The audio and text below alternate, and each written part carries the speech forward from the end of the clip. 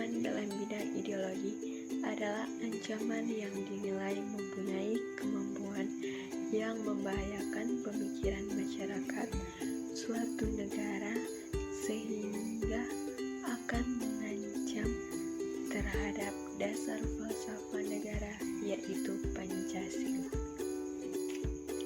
Salah satu contoh ancaman dalam bidang ideologi ini adalah masuknya paham komunis ke Indonesia. Paham ini tidak sesuai dengan ideologi Pancasila dan tidak cocok jika dijadikan sebagai ideologi di Indonesia, sehingga paham komunis menjadi ancaman yang serius bagi bangsa Indonesia dan bisa merusak nilai seni bangsa Indonesia karena tidak sesuai.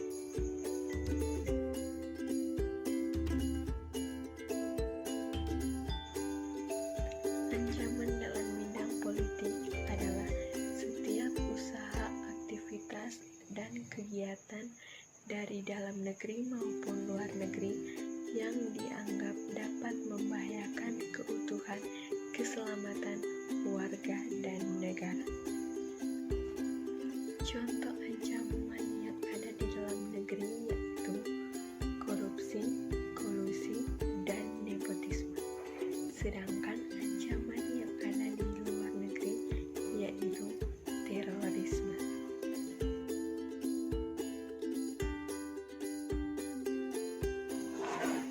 Ancaman dalam bidang ekonomi adalah setiap usaha dan kegiatan baik yang berasal dari dalam negeri maupun luar negeri yang dinilai mengancam dan membahayakan keamanan finansial serta pertumbuhan ekonomi nasional bangsa Indonesia.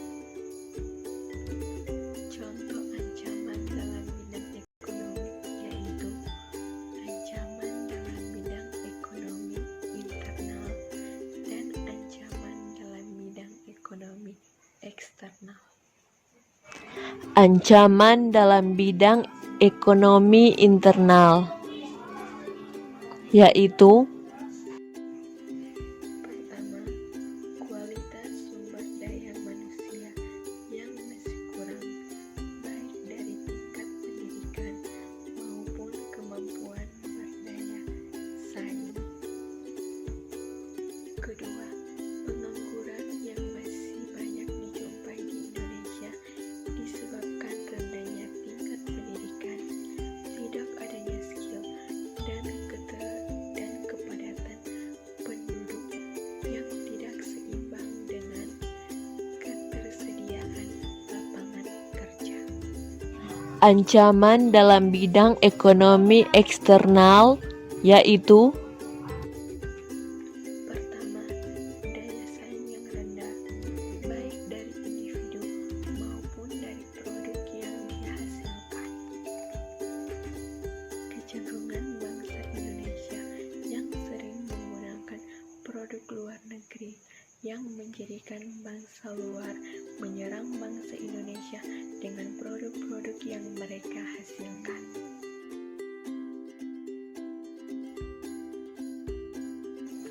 Pertama, ancaman dalam negeri yang berupa keterbelakangan, kemiskinan, kebodohan, dan ketidakadilan dalam masyarakat yang dapat memicu munculnya permasalahan serius seperti aksi terorisme, kekerasan, dan separatisme.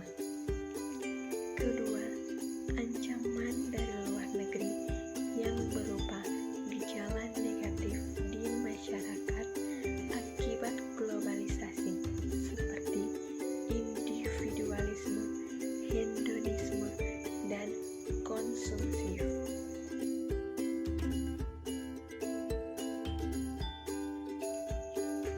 Ancaman dalam bidang pertahanan dan keamanan adalah segala usaha yang bertujuan untuk membahayakan dan mengganggu yang namanya kedaulatan dari suatu negara.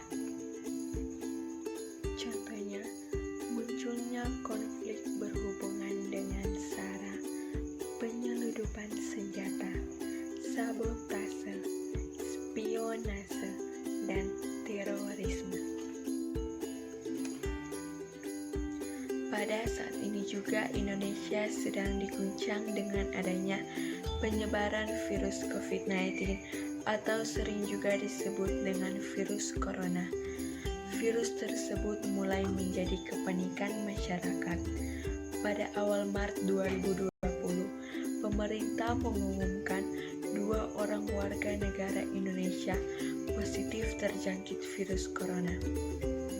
Penyebaran yang cepat mengakibatkan beberapa daerah di Indonesia menjadi rawan seperti Jakarta, Surakarta, Depok, dan beberapa daerah lainnya.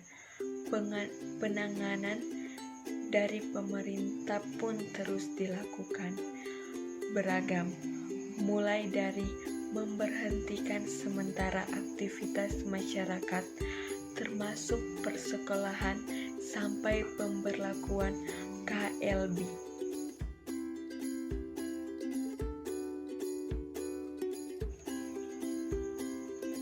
Cara mencegah penyebaran virus corona yaitu dengan melakukan social distancing, menjaga kebersihan, rajin cuci tangan, rajin berolahraga, makan makanan yang bergizi, serta mengikuti aturan-aturan yang sudah ditetapkan oleh pihak pemerintah, baik yang ada di pusat maupun yang ada di daerah.